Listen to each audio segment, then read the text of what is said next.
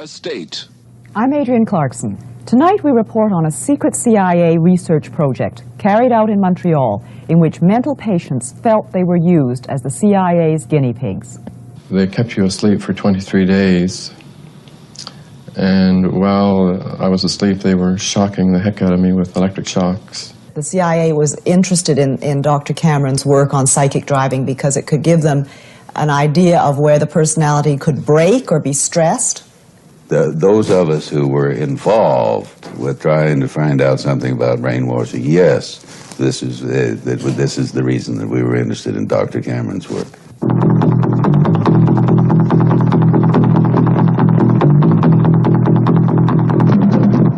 The American Central Intelligence Agency has been accused of manipulating citizens of countries all over the world, including Canada. At the moment, a number of Canadians are considering suing the CIA. They believe they are victims of covert CIA experiments.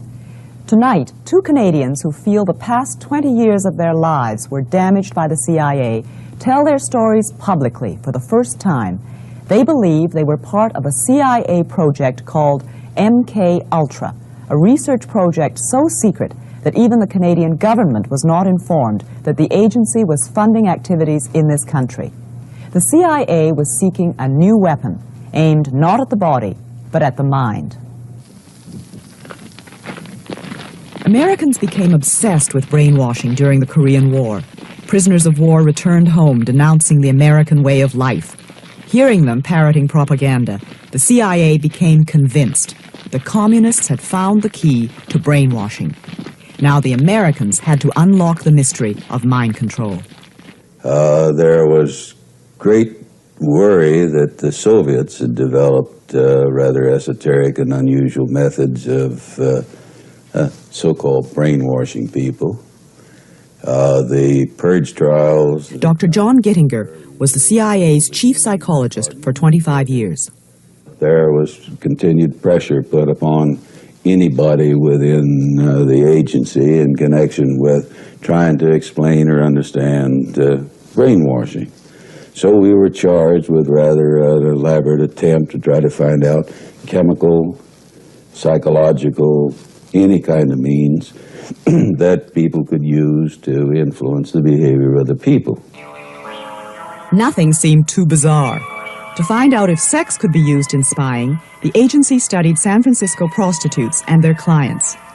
Using unwitting human beings as their guinea pigs, the agency tried everything: drugs, hypnosis, electroshock. Under code names like MK-Ultra, the CIA spent 25 years and $25 million on secret mind control research. Brainwashing could be a powerful ideological weapon, and the U.S. had to have it. And when the agency didn't undertake its own studies, it funded someone else's. Thus, the search for mind control brought MK-Ultra to Canada, to Montreal. Even in the Cold War years of the late 50s and early 60s, most doctors and academics would have been embarrassed to have found that an organization of spies was openly paying for their research. So the CIA set up a number of fronts, respectable foundations like the Human Ecology Fund. Sounds innocent enough, but it was run by the CIA's brainwashing experts. Here at McGill University in Montreal, the fund found 3 projects worth financing. They supported an extensive study of witch doctors in Nigeria. How, investigators wondered, did native healers cure mental illness?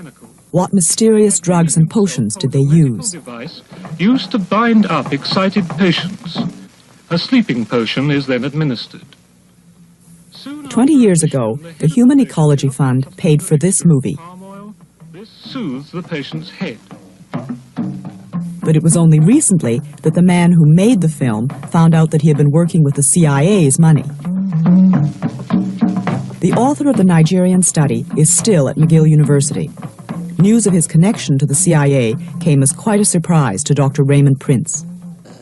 I couldn't imagine why the CIA would be interested in my work in looking at indigenous healers in West Africa. That seemed really strange. That was my first reaction, you know. I couldn't believe that, I couldn't understand how the CIA would be interested in that. Because there were all kinds of beliefs that African witch doctors could put the hex on people. But anybody who makes a systematic study of what are the psychological factors that can produce anything from having a person run amok in Indonesia or die of the sickness from a witch doctor in Africa would certainly add to all of the knowledge that we were being able to accumulate about behavioral science techniques. The Human Ecology Fund also helped set up the Transcultural Psychiatric Research Review. Edited at McGill, the journal continues to publish without CIA support. The largest MK Ultra research project, this one directly related to brainwashing, was carried out at the university's psychiatric hospital, the Allen Memorial Institute. Located atop Mount Royal in a mansion with the eerie name of Ravenscrag, the Allen Memorial was once the most prestigious mental hospital in Canada. The unorthodox treatments of its director caught the attention of the CIA in the mid-50s. Dr. Ewan Cameron, the first director of the Allen Memorial, ran the institute with an iron hand for 20 years. But Dr. Cameron remained an American citizen and left the Allen abruptly in 1964. He returned to the United States, where he died in 1967. An energetic, enigmatic man, Cameron was an internationally honored and respected psychiatrist, but he was not universally liked. Former colleague, Dr. Elliot Emanuel. He was an authoritarian, ruthless, power-hungry, nervous, tense, angry man. Not very nice. Much of Cameron's research went on in the stables next to the main hospital building. Here he had his subjects photographed before and after treatment. Dr. Cameron may not have known that the $60,000 research grant he received from the Human Ecology Fund really came from the CIA. Rudolf Hess. Nonetheless, it now seems ironic to some that Cameron was called to the Nuremberg trials to examine Rudolf Hess. For it was at Nuremberg, after Nazi doctors who experimented on prisoners of war were condemned, that a code of scientific ethics was adopted. Research must be completely safe, and research subjects must give full, voluntary consent. Documents recently released by the CIA reveal what research Cameron proposed. To make patients receptive to repetitive messages, Cameron suggested using chemical agents to break down ongoing patterns of behavior. Chemical agents like LSD. LSD was almost unknown in the late 50s and not yet widely tested. Despite the horrible hallucinations small doses can produce, Dr. Cameron left some of his patients to unsupervised LSD trips. In 1956, Bob Logie was 18 years old when his severe leg pains were diagnosed as psychosomatic, and he was sent to the Allen Memorial Institute. When Bob heard the news reports of CIA-funded research at the Allen, he sent for his medical records. They revealed several doses of LSD. Today, Bob Logie lives and works in Vancouver, but he's still angry. I feel like I've been completely used. I feel like my mind has been completely invaded. I suppose if guinea pigs have feelings, they'd feel like I do.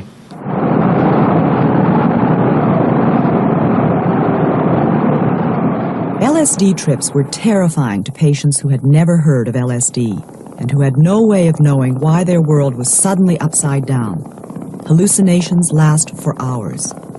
Experts say this is what an acid trip would look like if it could be filmed.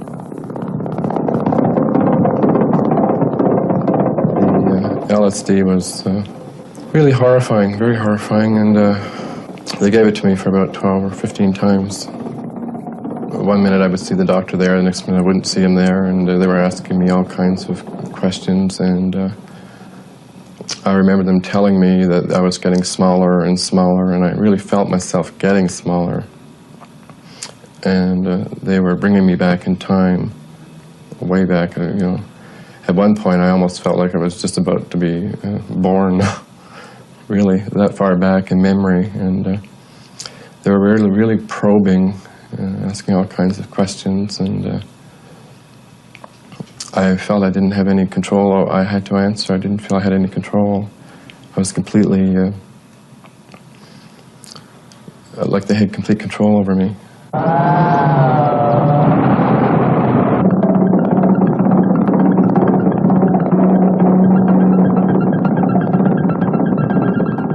Bob's leg pains were eventually treated with cortisone, but the effects of the LSD stayed with him, and soon he was back in the hospital. I just felt I couldn't cope. I couldn't adjust after the LSD, and I was having a hard time. I couldn't hold down a job for very long. I was going from one place to another, and the anxiety really built up. I just couldn't cope, and I went back. The interest in this sort of chemical, this kind of magic, this shortcut weapon, prompted the CIA's interest in hallucinogens, particularly LSD? Yeah, very definitely, because the first pressure was being based on the idea that there was some kind of truth serum or truth drug or something on that. So the people who knew that end of the business, they were definitely beginning to look in terms of chemotherapy. And of course, to people in this day and age, it's very hard to believe that the period before 1960 was a period which was certainly not a chemical culture in this country and not a drug culture in any sense of the word. With some patients, Dr. Cameron tried a drastic treatment called depatterning. Massive doses of electroshock, 20 times more intense than the standard shock treatments used today, were administered to patients who were kept sleeping for days. Dr. Cameron thought he could wipe out patients' sick behavior and leave the healthy personality intact. But first patients were to be so depatterned that some even forgot their toilet training. Not all the patients ever completely regained their memories. Dr. Peter Roper was a close colleague of Dr. Cameron's at the Allen. Many people, but some would reach what Cameron would call the third stage of depatterning. With that method, others would need 2 treatments a day, maybe for a week or longer, before they got to the third stage. What would characterize the third stage of depatterning? Well, the third stage, as defined by Cameron, was a loss of ability to orientate themselves. They knew who they were, but they didn't know where they were, and they didn't know what age they were. As you probably know, electroshock treatment has been given for depression for something like 40 years now. It's a very successful and useful treatment for severe depression that doesn't respond to other things. But depatterning is a use of electroshock treatment in a totally different way, in which instead of giving the shocks, say, 2 or 3 times a week, they're given 2 or 3 times a day for 3 or 4 weeks, reducing the patient to a sort of animal, vegetable state, from which it's hoped that they would recover in a more healthy state of mind. It didn't work. To put patients to sleep for up to a month at a time, Dr. Cameron used a combination of depatterning and large doses of drugs. Individual taped messages were repeated to sleeping patients 15 hours a day in an effort to brainwash them back to health.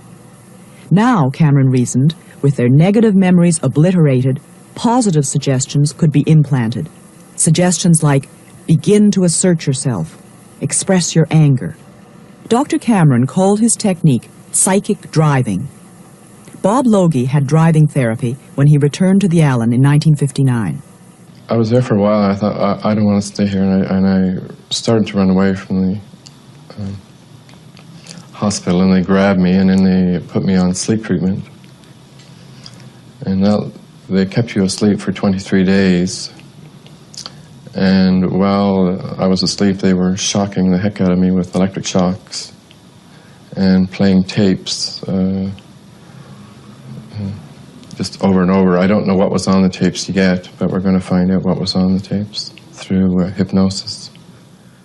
The CIA was interested in Dr. Cameron's work on psychic driving because it could give them an idea of where the personality could break or be stressed.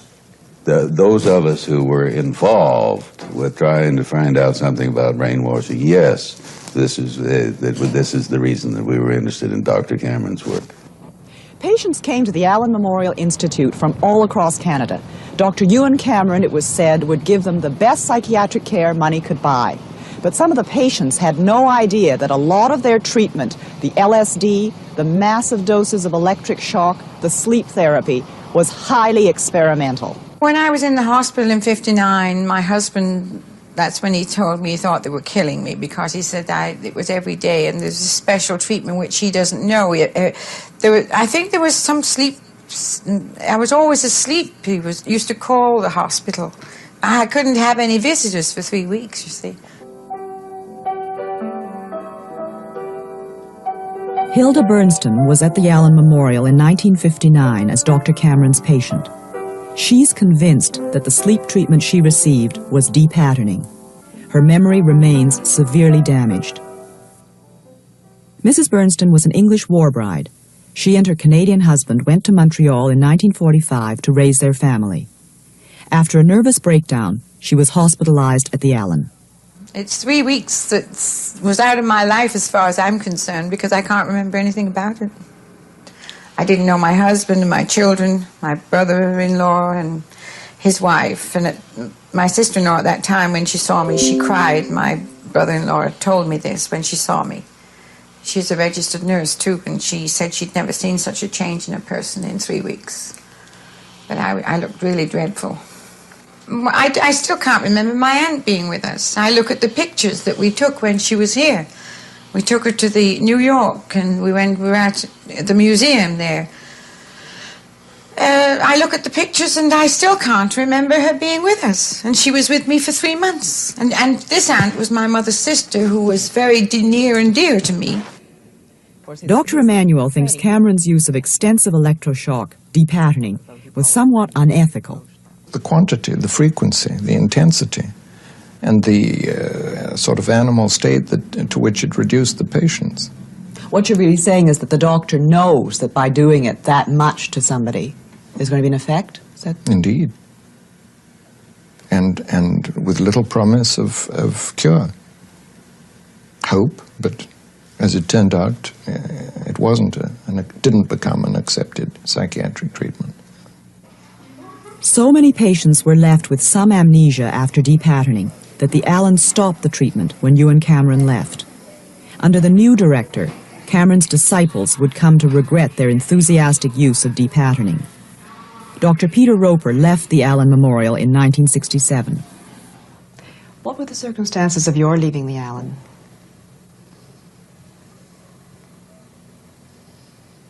Somewhat questionable. In what way? The annual reappointment was not renewed in 67. Did Dr. Cameron have anything to do with this, or was it after he left? Oh, that was after he left. He left in 64.